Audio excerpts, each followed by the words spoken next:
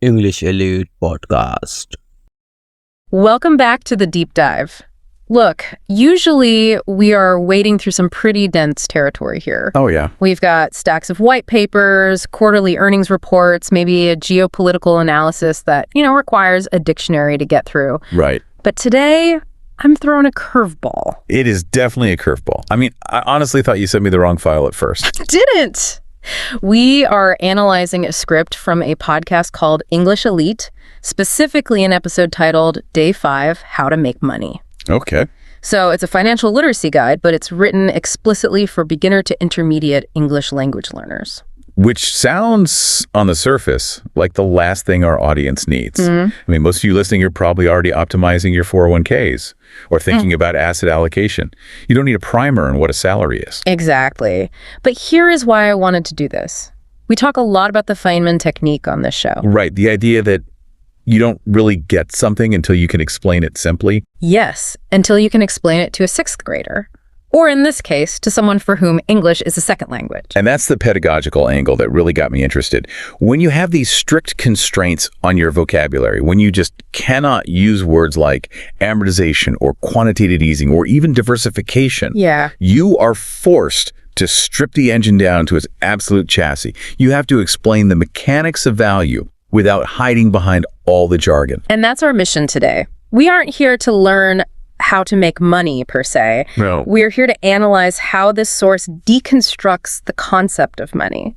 Because sometimes when you look at that simplified version, you realize that the advanced version we all obsess over is, well, it's just clutter. It's the difference between studying architectural theory and just looking at the blueprints of a house. This source is the blueprint. So let's get into the architecture. The source material features two characters, Alex and Sophia. They're guiding the listener, and their first major pivot, the foundational assertion of the whole episode, is that making money is a learnable skill. Right. And for a sophisticated audience, that sounds like a platitude. Of course it's a skill. But think about the cultural baggage around money. We often treat it like a personality trait or some kind of genetic lottery. You're good with money. Or you're bad with money. Or it's fatalistic. You're born rich or you're not. Precisely. But by framing it specifically within a language learning podcast, the source makes this brilliant metaphorical leap. It argues that earning income is exactly like learning syntax. I want to dig into that metaphor because I think it's the strongest part of the text. If money is a language, then a transaction is basically a sentence, right? That's how I read it. Think about it. Grammar has rules. Subject, verb, object. Right. If you mess up the order, you aren't understood. The market has rules too. Value, offer, acceptance. If you try to sell something nobody wants, you've broken the syntax of the market. The transaction just fails. But, and this is the key, when a language student messes up a sentence, we don't say, you are a moral failure. No, of course not. We say, that was a grammar error. Try again. Exactly. And that is the psychological shift this source is trying to induce. It's trying to decouple the shame from the process. It explicitly tells the listener, avoid pressure or stress. Which, let's be honest, is easier said than done. When you're broke, stress is pretty much the default state. Oh, absolutely. It feels a bit rich to tell someone struggling to pay rent, hey, don't stress, just treat it like a fun vocab quiz. So is that actually helpful advice, or is it just, toxic positivity? It walks a very fine line. Yeah. But I think in the context of learning, it's essential. If you are paralyzed by the fear of poverty or the fear of sounding stupid in a new language, you freeze. You can't move. You cannot acquire new skills in a state of panic. The source is trying to move the listener from a survival mindset to an acquisition mindset. So it's about lowering the cortisol level so the brain can actually function. Yes. It frames the financial journey as identical to the language journey. You start with hello, not with Shakespeare. You start with a small service, not a conglomerate. Which brings us to the tactical advice. The start small mandate. The source uses this phrase, learning while earning. Learning while earning. It's a catchy rhyme, but it completely flips the traditional education model. How so? Well, usually we pay tuition for 4 years, get the degree, then we earn. The four suggests that for this learner persona, the economy itself is the classroom. But let's play devil's advocate here. Start small is often the advice given to people who don't have capital. It's the whole bootstrapping myth. Is there real utility in this, or is it just telling people to grind? That's a valid skepticism. But look at the specific examples the source gives. It talks about an inventory of self. It asks the listener to look at their existing skills. It lists things like using your first language to teach others, simple freelance services, or local tasks. Right. It's not telling you to start a tech startup. It's focusing on service arbitrage. And this is why the start small advice actually holds water here. Okay. When you sell a service, walking a dog, translating a document, cleaning a garage, the feedback loop is immediate. You do the work, you get paid. Or you do a bad job and you don't get hired again. Simple. Exactly. It's a low-risk environment to learn the grammar of money we talked about. If you launch a massive product and it fails, you lose your savings. If you try to offer a translation service and nobody hires you, what have you lost? A little time. You've just learned that your sentence wasn't constructed correctly. It reminds me of the minimum viable product concept in tech, but like applied to your own labor. It is exactly that. Right. It's the minimum viable income. The source is arguing that you don't need a business plan, an LLC, or a logo to start. Right. You just need a buyer.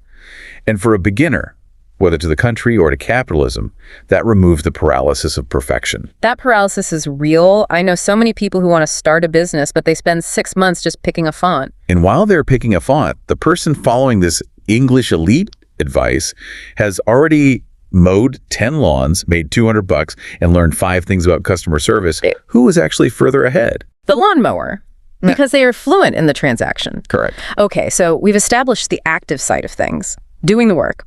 But then the source wades into, well, dangerous waters. It brings up passive income. Oh boy. I know. I saw your face. As soon as someone says passive income, my scamdar just goes off. I expect a pitch for a drop shipping course or some crypto scheme. It's the most abused term in finance. But we have to look at how this source handles it. Remember the constraint. No jargon. Simple words. How do they define it? They contrast it with active income.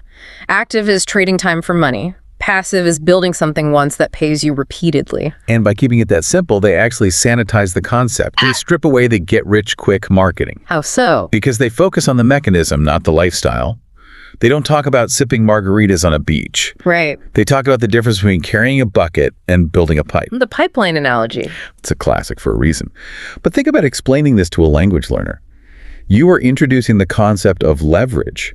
Active income has no leverage. It's linear. 1 hour in, 1 hour's payout. Exactly.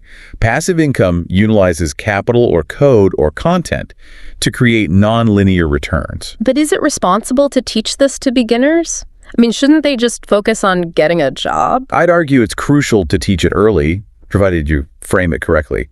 The source calls it simple passive income. It's planting a seed. Okay. If you never understand that money can be decoupled from time, you'll never look for those opportunities. You'll just carry heavier buckets your whole life. So it's about expanding their vocabulary of possibility. Yes, even if they can't execute it yet. It's like knowing the subjunctive mood exists in a language. You might not be able to use it in a sentence yet, but knowing it's there changes how you understand the language structure. And the source does hedge this. They emphasize consistency over quick results. They explicitly talk about the strategy of patience. Which is the antidote to the passive income toxicity. The source links income growth to improving skills.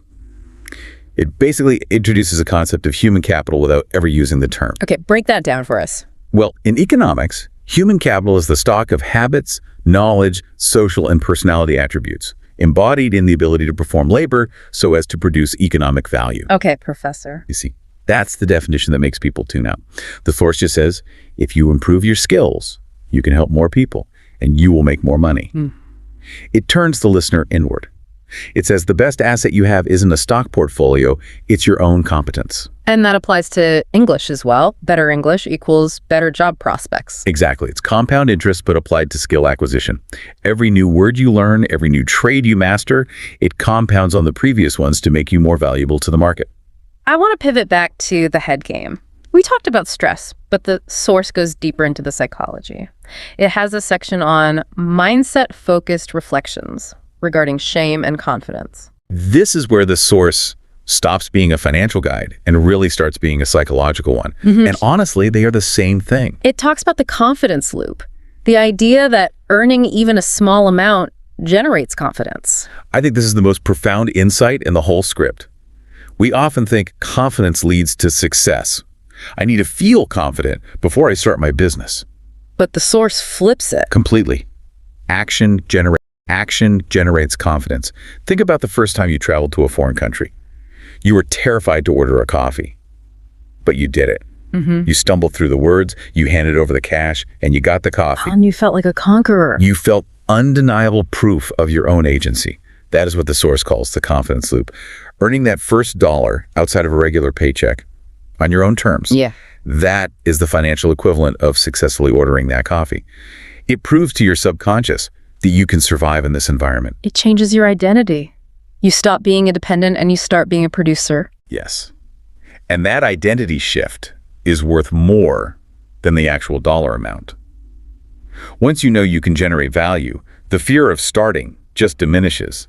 You realize the market isn't a dragon to be slain, it's just a conversation to be had. A conversation. I like that. But conversations require listeners. The source mentions that this is about making money using existing skills to help others. It's relational. Which is another reason why the service-based approach is so good for beginners. It forces human connection. You can't hide behind a screen day trading. You have to look someone in the eye and ask, did I help you? Now, we need to address what the source leaves out. Because we are analyzing this as a piece of education.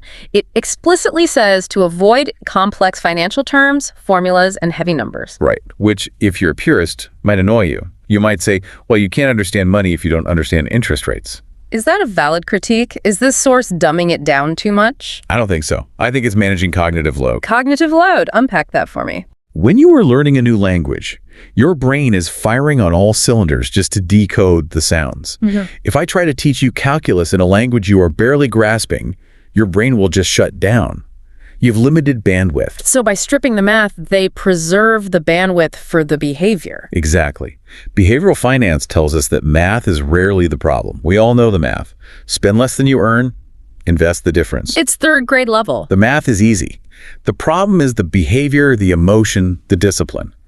By removing the complex formulas, the source focuses entirely on the behavioral levers. It democratizes the entry point. It says, you don't need to be a math whiz to be a player in this game. It creates an English elite mentality, which is ironic because the title sounds exclusive, but the method is incredibly inclusive. It invites the outsider in. Let's talk about the outro of the source material. It gives ending guidance.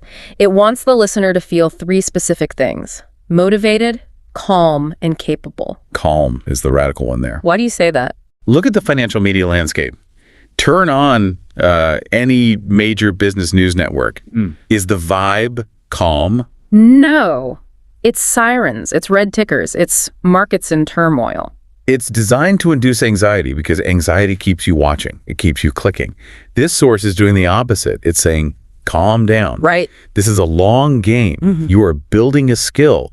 You don't scream at a baby for walking slowly. You shouldn't scream at yourself for building wealth slowly. That seems to be the ultimate takeaway of this money as language metaphor. It grants you the grace to be a beginner. Grace is the missing ingredient in most financial advice. We have strategies, we have hacks, we have warnings, but we rarely have grace. This source says, you are going to mispronounce words. You are going to make bad investments. You are going to undercharge for your services. That is not failure. That is fluency practice. And just like in language, silence is the only real failure. Right. If you are too afraid of bad grammar to open your mouth, you will never speak. If you are too afraid of losing money to make an offer, you will never earn. The source really pushes that connection between the hosts and the listener, too. It feels like a partnership. We are figuring this out. It builds trust. And trust is the currency of education. If I don't trust that you have my best interests at heart, I'm not going to listen to your advice on something as sensitive as my wallet. So bringing this back to our listener, the person who does know what an ETF is, who has a portfolio, why does this simple English lesson matter to them? I think it challenges us to audit our own internal monologue. When you think about your finances, are you using the English elite method? Are you calm? Are you focused on the mechanics? Or are you drowning yourself in complexity to hide your anxiety? Complexity as a defense mechanism. We see it all the time. People building incredibly complex hedging strategies when they haven't mastered the basics of budgeting. Sometimes you need to go back to the day 5 lesson. Yeah. You need to ask, am I generating value? Am I trading time for money? Am I building a pipeline? It forces a return to first principles. First principles are the only things that hold up when the storm comes. I love that. It's a reminder that sophistication isn't about how many syllables are in your words, but how clearly you understand the concepts. Clarity is the ultimate sophistication.